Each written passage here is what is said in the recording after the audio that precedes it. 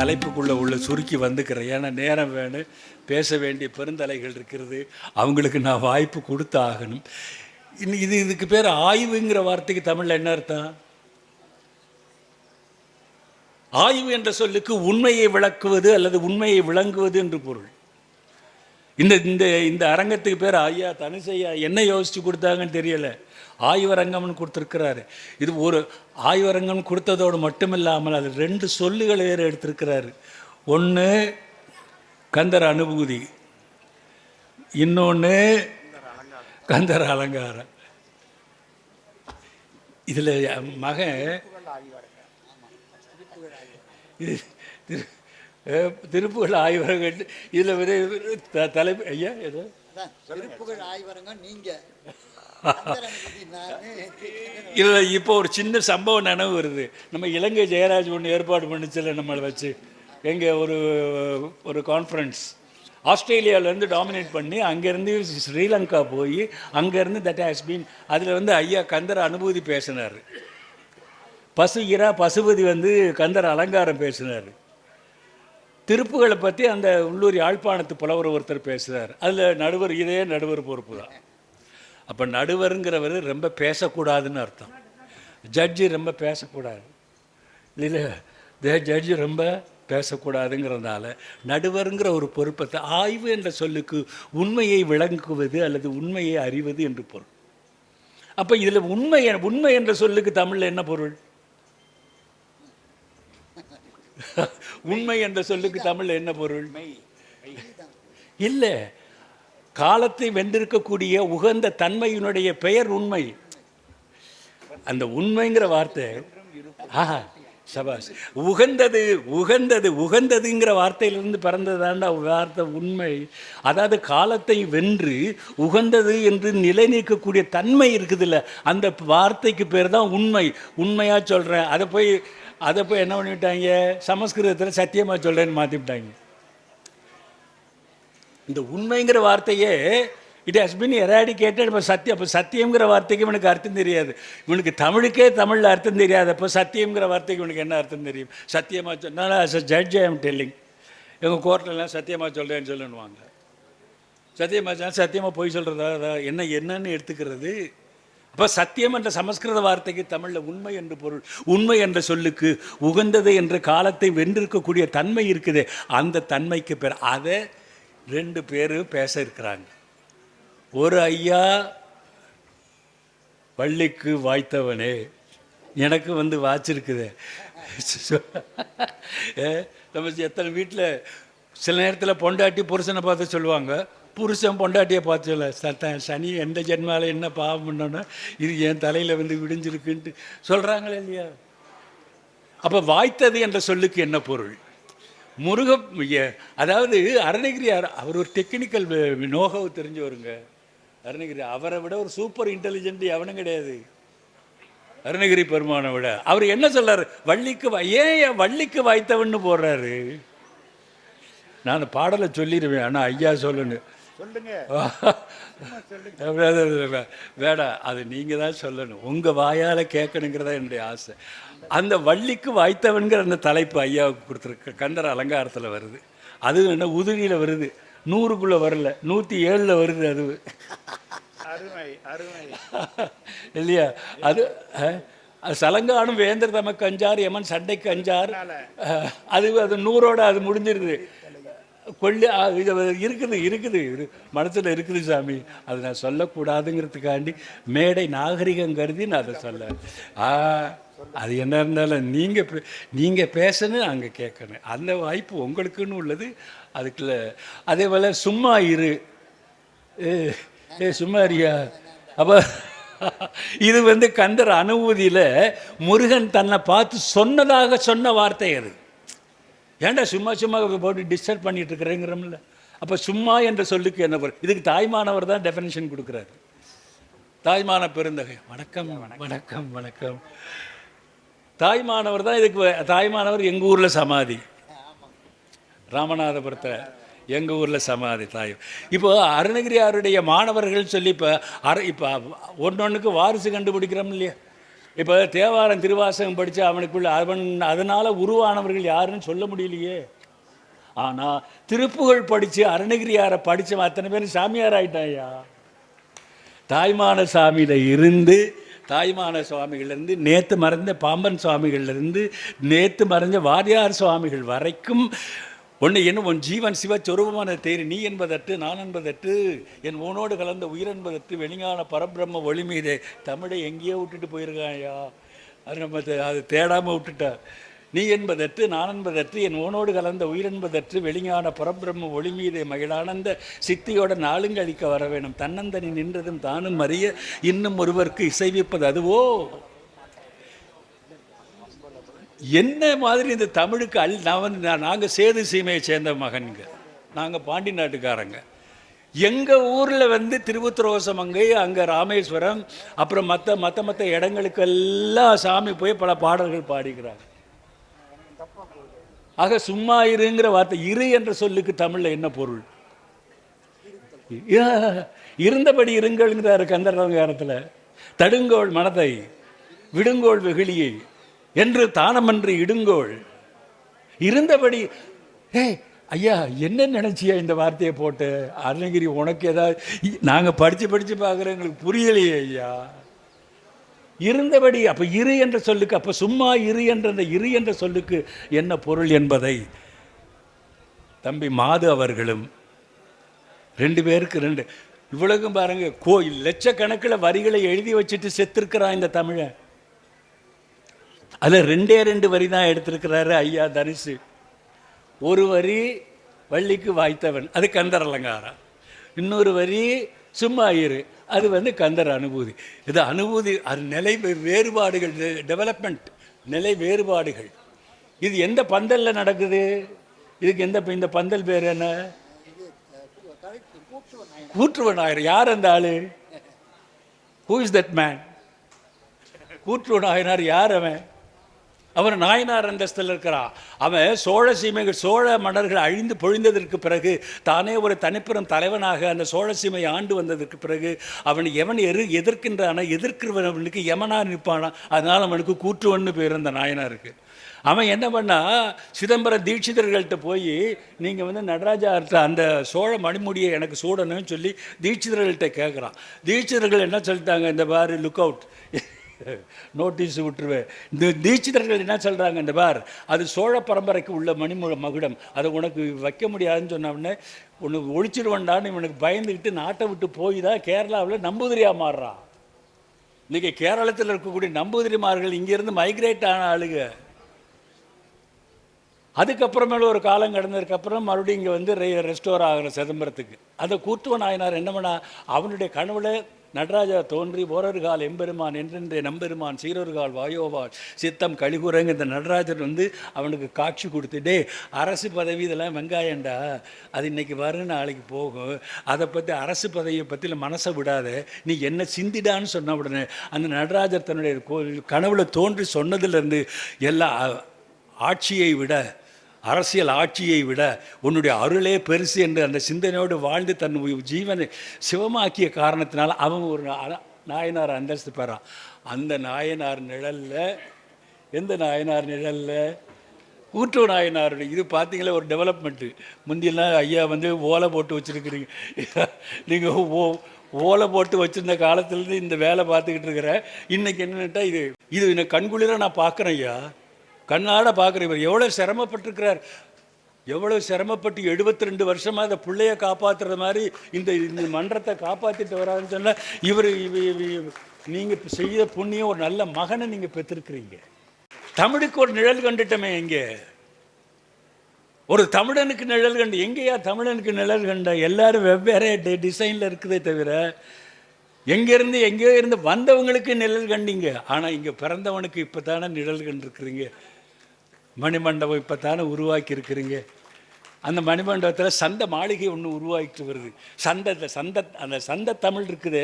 அதையே என்னென்னமோ தமிழ்லாம் சொல்கிறாங்க, நையாண்டி தமிழ், அந்த தமிழ், இந்த தமிழ்ங்கிற. இது சந்த தமிழ். சந்தத்தை சொந்தப்படுத்திய ஜீவன் இந்த ஜீவன். ஆகவே இது ஆய்வரங்கம் என்பது உண்மையை தேடி போக வேண்டிய நேரம். அருமையான தலைப்பு, வள்ளிக்கு வாய்த்தவன். எப்போ வாய்ச்சா, ஏன் வாய்ச்சா, வாய்ச்சது இவனா அவனா அவளா இவளா, எதுக்கு வாய்ச்சது, வாய்த்தது என்றால் என்ன என்ன சும்மா இரு.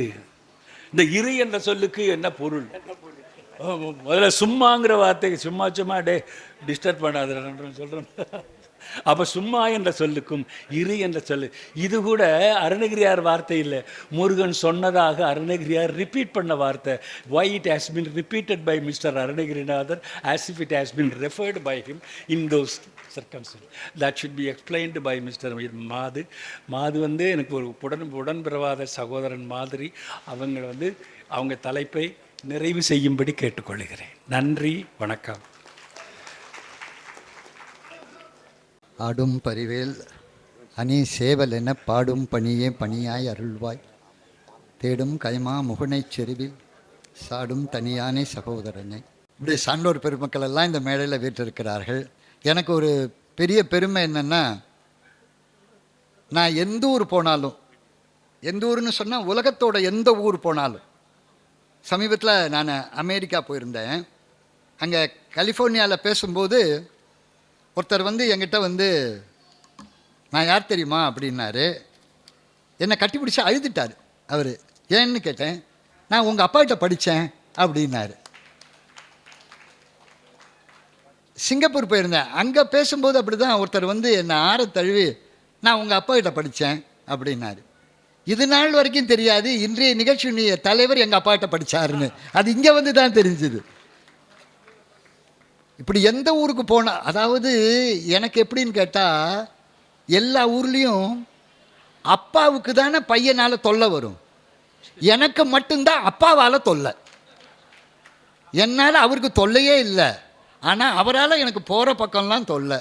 ஆனால் அவருடைய பிள்ளைங்கிறதுல எனக்கு ஒரு பெரிய கொடுப்பினை பெருமை. இங்கே இருக்கிற எல்லாரும் அவரை தெரிஞ்சவங்க. எங்களுடைய அருமை சகோதரர் விஜயகுமார் வந்திருக்கிறார், மணி வந்திருக்கிறார். இப்படி எல்லாரும் குடியிருக்கிற உங்கள் அத்தனை பேருக்கும் என்னுடைய பணிவான வணக்கத்தை தெரிவித்துக் கொள்கிறேன். நீதிபதி ஐயா தலைமையில் பேசுகிறது எவ்வளவு பெருமையோ, அதே மாதிரி எங்கள் அண்ணன் சோசமி சுந்தர அண்ணன் அவங்க தலைமையில் பேசுகிறது பெரும் பாக்கியம். நீங்கள் கொஞ்சம் யோசிச்சு பாருங்கள். நான் ஒரு தலைமுறை சொல்கிறேன்.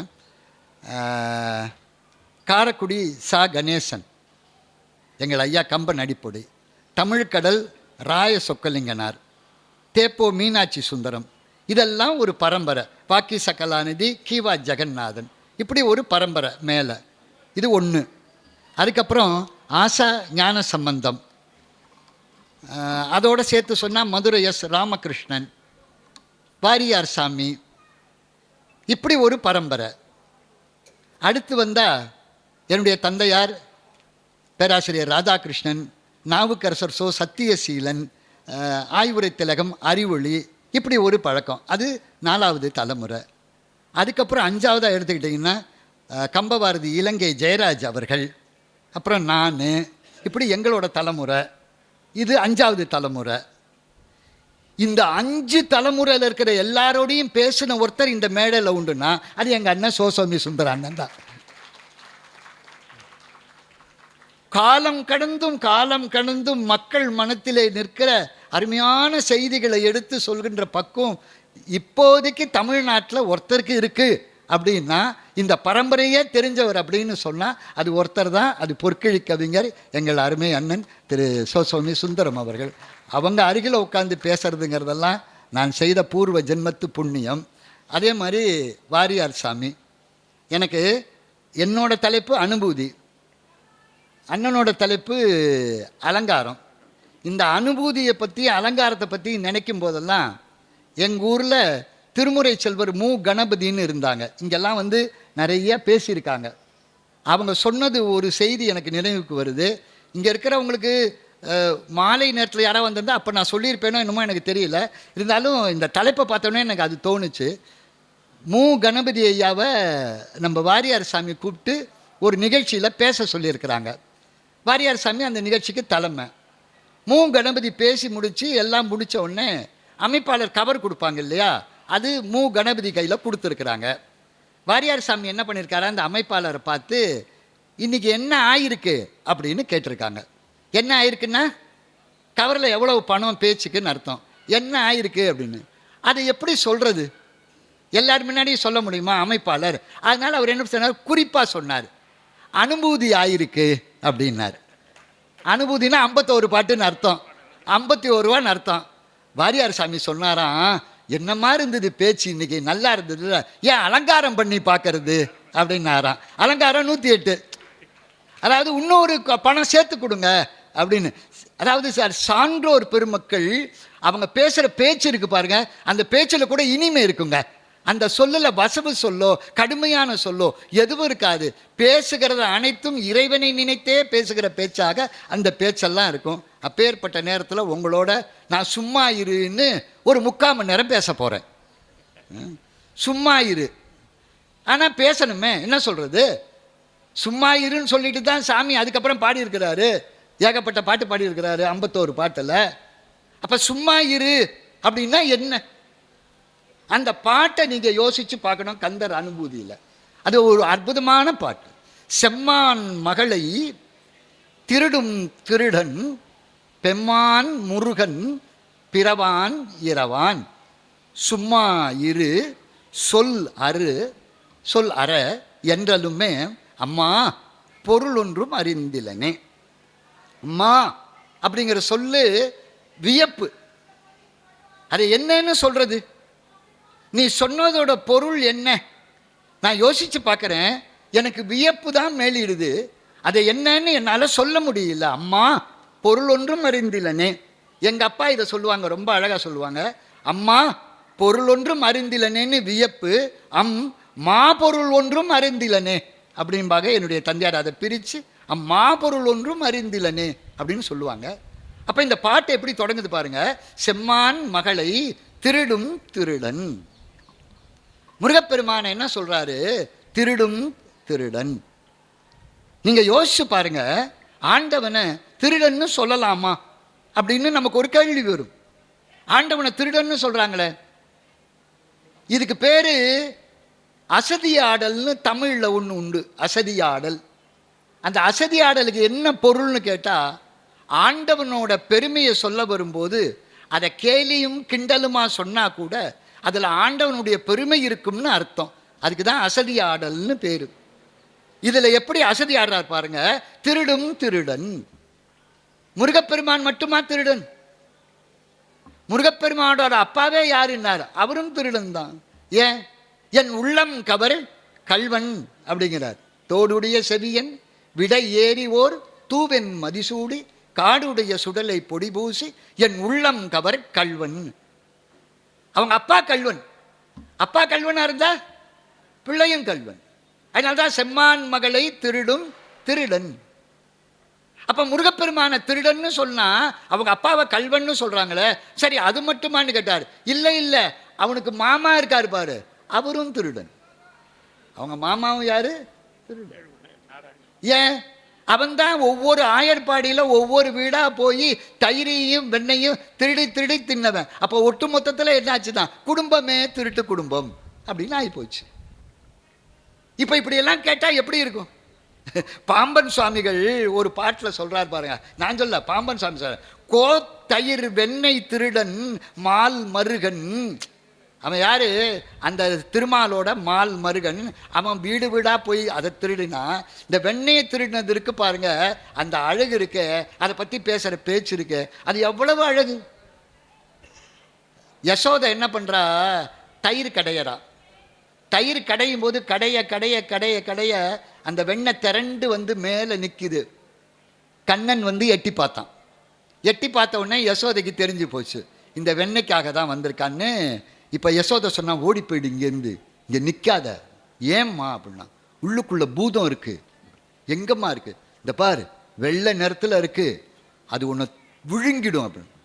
கண்ணன் பார்த்தான். நான் போக மாட்டேம்மா அப்படின்னு. ஏன்டா போக மாட்டேன்னு? ஒன்றும் இல்லைம்மா, நான் ஜான் பிள்ளை ஆனாலும் ஆண் பிள்ளை. ஒரு பூதத்துக்கிட்ட அம்மாவை விட்டுட்டு போனேன், இந்த உலகம் என்னை திட்டாது, அந்த பூதத்தையே நான் முழுங்கிடுறேன் அப்படின்னா வெண்ணெய் எடுத்தா வாயில போட்டான், ஓடி போயிட்டான். அதைத்தான் சொல்றாரு பாம்பன் சுவாமிகள். இந்த முருகனோட மாமன் இருக்கானே, அவன் யாருன்னா, கோத்தயிர் வெண்ணெய் திருடன் மால் மருகா நிறைய பூத்திருடன் தன் மதலையாய் பொங்குற பொங்குரத்தி. அவன் யாரு? அவங்க அப்பா திருமால் தினம் மலர்களால் அர்ச்சனை பண்ணாரு. அந்த மலர்ல ஒன்றை எடுத்து வச்சுக்கிட்டாராம். யாரு? சிவபெருமான். அப்ப இவங்க அப்பாவும் ஒரு மலரை எடுத்து வச்சுக்கிட்டாரு. சரி, இந்த பையன் என்ன பண்ணா? குரத்தி கோத்திரத்தார் பெண் திருடி சென்ற பெருந்திருடா. உங்க அப்பா திருடர், உங்க மாமா திருடர், நீ யாருனா? பெருந்திருடா. நீ இவங்களை விட பெரிய திருடனா இருக்கே, பெருந்திருடா. என் போதம் உண்டு தெரியவா. இத்தனை திருடினியே, என்னோட போதத்தையும் திருடிடுங்கிறாரு. எப்படி கொண்டு வந்து சேர்க்க? இதுக்கு தான் அசதி ஆடல்னு பேரு. அசதி ஆடல்னா நீங்க என்ன சொல்றது? இழுத்து பேசுவது அல்ல. எல்லாவற்றையும் தெரிந்திருக்கிற உனக்கு என்னை திருட தெரியாதாடா, என்னை திருடு என்று கேட்பது போல செம்மான் மகளை திருடும் திருடன். அந்த ஆன்மாவை பக்குவப்படுத்தி நீ திருடனை பத்தியா, அது மாதிரி என்ன திருடக்கூடாதா? செம்மான் மகளை திருடும் திருடன். அவன் யாரு? பெம்மான் முருகன் பிறவான் இரவான். அவனுக்கு என்ன கிடையாது? பிறப்பும் கிடையாது, இறப்பும் கிடையாது. ஏங்க, பிறப்பு இறப்பு இல்லாம இருக்க முடியுமா? பிறப்பிறப்பு இல்லாம இருக்க முடியுமா? பிறந்தவர்கள் இறக்க வேண்டும் என்பது நியதி. அப்ப நமக்கும் ஆண்டவனுக்கு என்ன வித்தியாசம்? ஒரே ஒரு வித்தியாசம்தான். நாம வினை வழி பிறக்கிறோம், ஆண்டவன் தனக்கென்று ஒரு வினையை வகுத்து கொண்டு பிறக்கிறான். நமக்கு வினையால பிறப்பு. என்ன? நாம செய்த பாவத்தினால பிறப்பு. அதனால தானே அம்மாவே சொல்றான், நான் செஞ்ச பாவம் பிறந்திருக்கு பாரு. அவங்களுக்கே தெரியுது, ஏதோ பண்ணனால தான் நான் பிறந்திருக்கேன்னு. நான் செஞ்ச பாவம் பிறந்து. சுவாமி விவேகானந்தர் பிறந்தப்போ அவன் அம்மா சொன்னாலாம். ஏன்னா அவ்வளவு பாடாப்படுத்துவாராம் விவேகானந்தர். அவங்க அம்மா சொன்னாங்களாம். என்ன தெரியுமா சொன்னாங்களாம்? புவனேஸ்வரி பேர் அவங்க அம்மா பேர். அவங்க அம்மா சொல்லுவாங்களாம், சிவனே உங்ககிட்ட ஒரு பிள்ளை கொடுன்னு வரம் கேட்டேன், உன் பூத கணத்தில் ஒன்று அனுப்பிச்சி வச்சிருக்கியே இப்படி அப்படிம்பாங்களாம். யாரு? அது மாதிரி. நான் ஏன் அப்படி சொல்கிறேன் தெரியுமா? எங்கள் அம்மா பேர் புவனேஸ்வரி, என் பேர் மாத்ரு பூதம். ஆக மொத்தம் நானும் பூதம்தான், அவரும் பூதம் தான். அவர் நல்ல பூதம், நான் கெட்ட பூதம், அவ்வளவுதான் வித்தியாசம். விவேகானந்தரை பற்றி அவங்க அம்மா அப்படிதான் சொல்லுவாங்களா. நம்மோட பிறப்பு நம்ம கையில் இல்லைங்க. பெகர்ஸ் கேனாட் சூசஸ் அப்படிம்பாங்க. பிச்சைக்காரன் போய் ஒரு வீட்டில் நின்று அம்மா எனக்கு பூரி போடு, அம்மா எனக்கு பொங்கல் போடுன்னு கேட்க முடியாது. என்ன உழுகுதோ அதுதான். அது மாதிரி நம்முடைய பிறவி என்பது இருக்கிறது. அது எப்படி? வினை வழி பிறக்கிறோம். ஆனால் ஆண்டவன் என்ன தெரியுமா பண்றான்? தனக்கென்று ஒரு வினையை வகுத்து கொண்டு பிறக்கிறான். எப்படி? நான் தசரதன் மதலையாய் தரணி வருதும் அப்படிங்கிறான். நான் ராமனா தசரதனுக்கு பையனா பிறப்பேங்கிறான். இந்த சூரபத்மனால நாங்கள் இத்தனை தொல்லப்படுறோமே, இந்த சூரபத்மனை அழிக்க எங்களுக்கு ஒரு குழந்தை வரக்கூடாதா என்ற உடனே ஆண்டவன் என்ன செய்தான்? கருணை செய்தான். அருவமும் உருவமும் ஆகி அனாதியாய் பலவாய் பிரம்மமாய் நின்ற ஜோதி பிழம்புதோர் கருணை கூறு முகங்கள் ஆடும் கரங்கள் 12 கொண்டே ஒரு திரு முருகன் வந்தாங்கு உதித்தனன் உலகம் உய்யன்னு அவன் உதித்தான். அப்போ நாம பாவத்தினால பிறக்கிறோம், அவன் பாவத்தை அறுப்பதற்காக அவன் ஒரு பிறப்பெடுக்கிறான். அவனுக்கு பிறப்பும் கிடையாது, இறப்பும் கிடையாது. அதனால்தான் அவனுக்கு என்ன பேருன்னு கேட்டா, சிவபெருமானுக்கு பிறவா யாக்கை பெரியோன் அப்படின்னு. அவன் பிறந்ததே கிடையாது. ஆனா நமக்கு எப்போ பார்த்தாலும் பிறப்பு பிறப்பு பிறப்பு பிறப்பு பிறப்பெனும் சுழிபட்டு தடுமாறுகின்றவர்கள் நாம். இந்த பிறப்பு போகணும்னா அப்ப நமக்கு என்ன தெரியுமா அர்த்தம்? நமக்கு பெருமை மீண்டும் பிறக்காமல் இருப்பது. அதனால்தான் காரைக்கால் அம்மையார் சிவபெருமானை பார்த்து கேட்டா, அப்பா உனக்கு என்ன வேணும்னு சிவன் கேட்ட உடனே பிறவாமை வேண்டும், மீண்டும் பிறப்புண்டேல் உன்னை மறவாமை வேண்டும், நான் திருப்பி உன்னை மறக்கக்கூடாது. அப்போ நமக்கு ஏற்றம் எது? பிறவாமை. ஆண்டவனுக்கு ஏற்றம் நம்மளை திருப்பி பிறக்காம வச்சுக்கிறது. நம்மளை திருப்பி பிறக்காம வச்சு. அப்ப நம்மளை திருப்பி பிறக்காம வச்சுக்கணும்னா என்ன பண்ணணும்? அவனும் தெரிஞ்சுக்கணும் நாம. அதனால்தான் அவனுக்கு திருடன்னு பேரு. ஏன் தெரியுமா திருடன் பேரு? சாதாரணமா பொருளை திருடுகிற திருடன் இருக்கான் பாருங்க, அவன் இருட்டில் மறைவான். ஆண்டவன் என்கின்ற திருடன் இருக்கானே, அவன் வெளிச்சத்திலே மறைவான். இப்ப வெளிச்சம் தானே இங்க இருக்கான் சார், இங்க இருக்கான். யாருக்காவது தெரியுமா? யாருக்கு தெரியும்? தெரிஞ்சா என்ன ஆகும்? வேண்டாம், அதோட விட்டுருவோம். நம்ம கண்ணுக்கு யமன் தான் தெரியுவான், ஆண்டவன் தெரிய மாட்டான். அவன் இங்கேயே தான் இருக்கான். கம்பன் போற போக்குல விராதன் துதின்னு ஒரு துதி பாடினாங்க.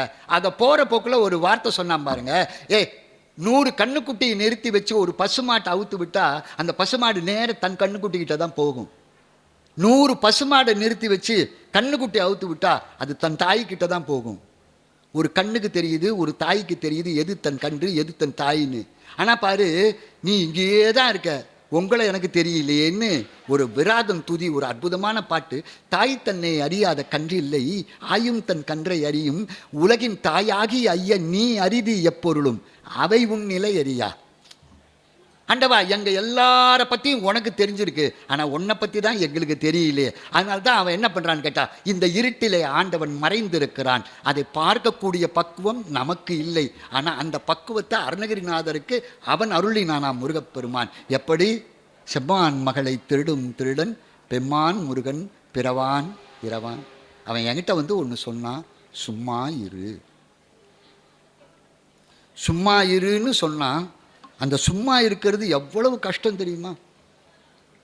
எவ்வளவு கஷ்டம்னு நான் சொல்லணும்னா, இப்போ உட்காந்துருக்கீங்க பாருங்க, இதே மாதிரி நிகழ்ச்சி முடிகிற வரைக்கும் உட்காந்துருக்கணும். தட்டக்கூடாது, கையெல்லாம் தட்டக்கூடாது, ஒன்றும் பண்ணக்கூடாது. இப்போ உட்காந்த மாதிரியே உட்காந்துருக்கணும். முடியுமா? முடியுமா?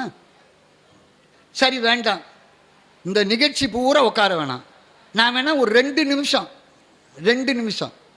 வேண்டாம், 1 நிமிஷம் டைம் தரேன், அப்படியே உட்காந்துருப்பீங்க. முடியுமா? 1 நிமிஷம் முடியாது. ஒரு 15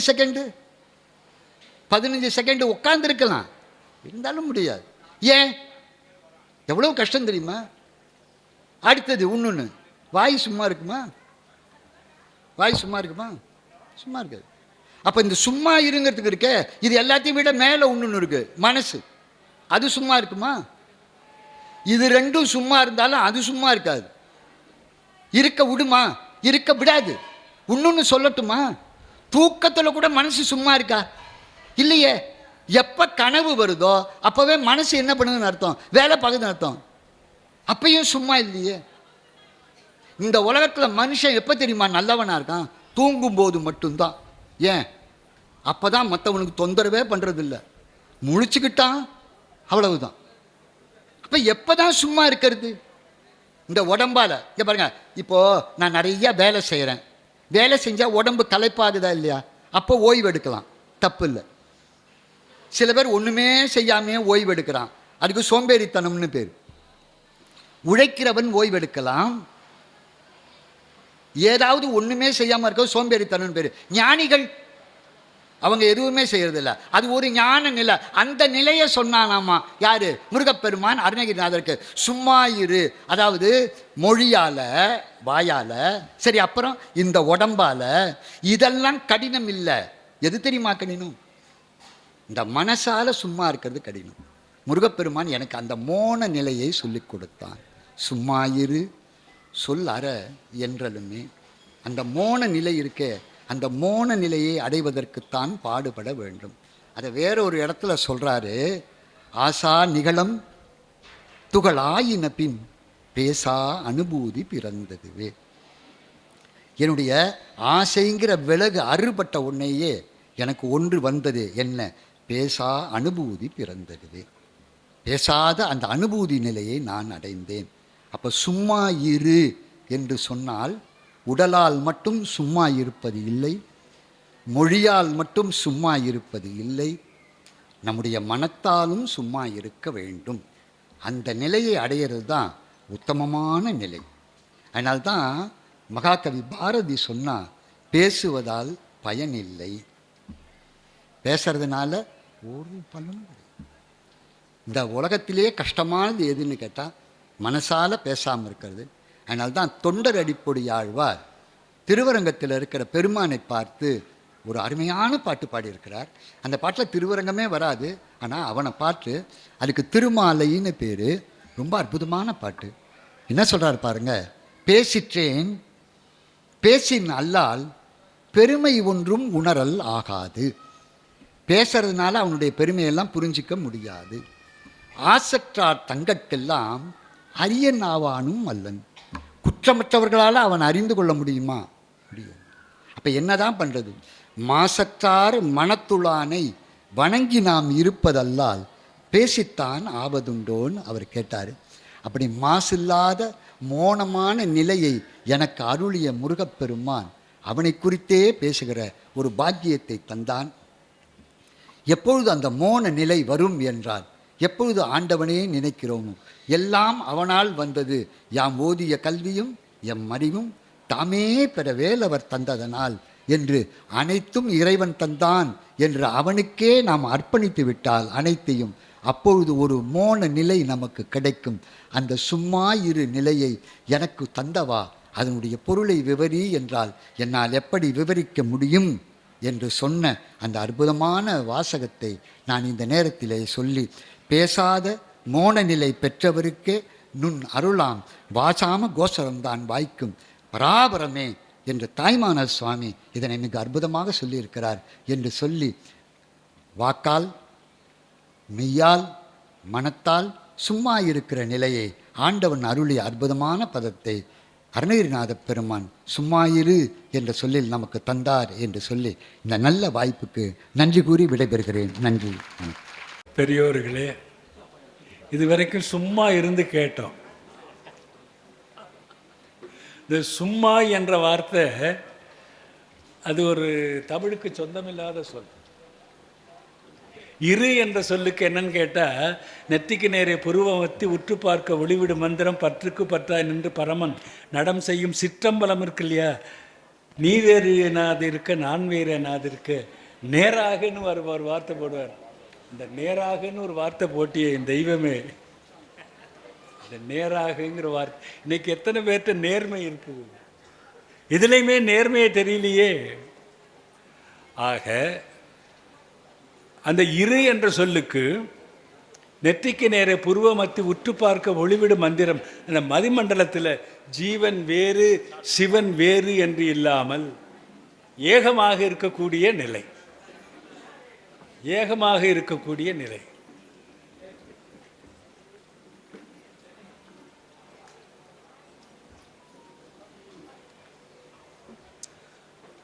அதான் மதிமண்டலத்தில் தோன்றக்கூடியது. அந்த இரு என்ற வார்த்தை இருக்குதே, மதிமண்டலத்தில் சக்தி வடிவாக ஜீவன் சக்தியோடு ஒன்றும் பொழுது ஏற்படக்கூடிய அனுபவம் இருக்குது இல்லையா, அதைத்தான் இருங்கிறார். அப்போ ஜீவன் வேறு சிவன் வேறு என்று இல்லாமல் ஏகமாக ஒன்றுபட்ட நிலை இருக்குது, அதை தான் அனுபூதின்னாரு. ஏன் இது அனுபூதியில் வச்ச, அனுபூதிங்கிற வார்த்தைக்கு தமிழில் என்ன அர்த்தம்? அனுபூதி என்ற சொல்லுக்கு தமிழில் என்ன பொருள்? கந்தர் அனுபூதி இல்லை.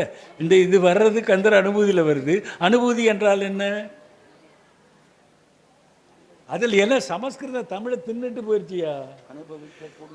இல்லை இல்லை, இடையீடு இல்லாத ஒன்று போல ஒன்று இருக்கக்கூடிய சிந்தனை இருக்குது இல்லையா, இடையீடு இல்லாமல், வித்தவுட் எனி டிஸ்டர்பன்ஸ், நீ வேற நான் வேற, நீ அது அன்னு இல்லாமல் ஏகமாக அனுபூதி நிலை. இதைத்தான் கந்தர் அனுபூதி.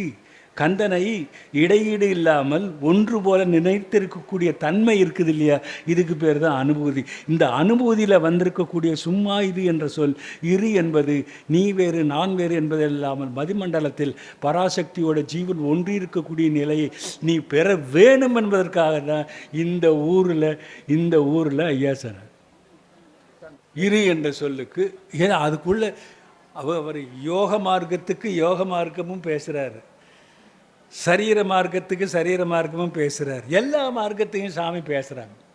ஆக அவங்க பேசாதது எதுவும் இல்லை. அடுத்தபடியாக ஐயா அவர் அலங்காரம் என்ற சொல். ஆகவே மதிமண்டலத்தில் ஒடுங்கி ஜீவன் சிவஸ்வரூபமாக ஒடுங்கி இருக்கக்கூடிய தன்மை இருக்குது பாரு, நீ வேறு நான் வேறு எனாது இருக்கக்கூடிய நிலை இருக்குது. இதைத்தான் கந்தர் அலங்காரத்தில் இருந்தபடி இருங்கள் எழுவாறு முய்ய என்கிறார். ஆகவே அனுபூதி என்ற சொல்லுக்கு இடையீடு இல்லாமல் ஜீவன் வேறு சிவன் வேறு என்று பிரித்து பார்க்க முடியாமல் ஒருங்கிணைந்த ஒன்றுபட்ட நிலையில் இருக்கக்கூடிய ஞானம் இருக்குது பார்த்தீங்களா, அந்த அனுபூதி ஞானத்தில் இரு என்ற சொல்லுக்கு ஓரளவுக்கு பொருள் சொல்லி அமைந்திருக்கக்கூடிய திரு மாது ஐயா அவர்களுக்கு இந்த அரங்கத்தின் சார்பில் நன்றி தெரிவித்து கொண்டு அடுத்தபடியாக